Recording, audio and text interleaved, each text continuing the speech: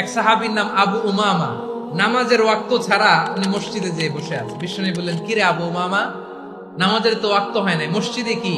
সাহাবী বলে, হুমুমুন লাজিমাতনি ওয়া দুয়ুন।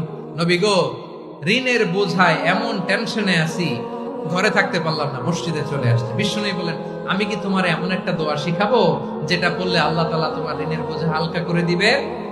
আবু উমামা বললেন, ইয়া রাসূলুল্লাহ, অবশ্যই শিখাবেন। বিশ্বনবী বললেন, তাহলে তুমি পড়বা, আল্লাহুম্মা ইন্নী আউযু বিকা মিনাল হাম্মি ওয়াল হাযান ওয়া আউযু বিকা মিনাল জুবনি ওয়াল বুখল ওয়া আউযু বিকা মিন গালাবাতিদ দাইনি ওয়া কাহরির রিজাল।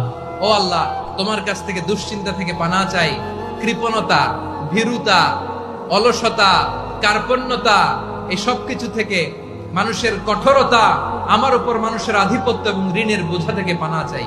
এই দোয়াটা যখন বিষ্ণুনবী শিখাই দিলেন, আবু উমামা বারবার এই দোয়া পড়েন, আল্লাহুম্মা ইন্নী আউযু বিকা মিনাল হাম্মি ওয়াল হাযান ওয়া আউযু বিকা মিনাল আজজি ওয়াল কাসাল ওয়া আউযু বিকা মিনাল জুবনি ওয়াল বুখল ওয়া আউযু বিকা মিন গালাবাতিদ দাইনি ওয়া কাহরির রিজাল।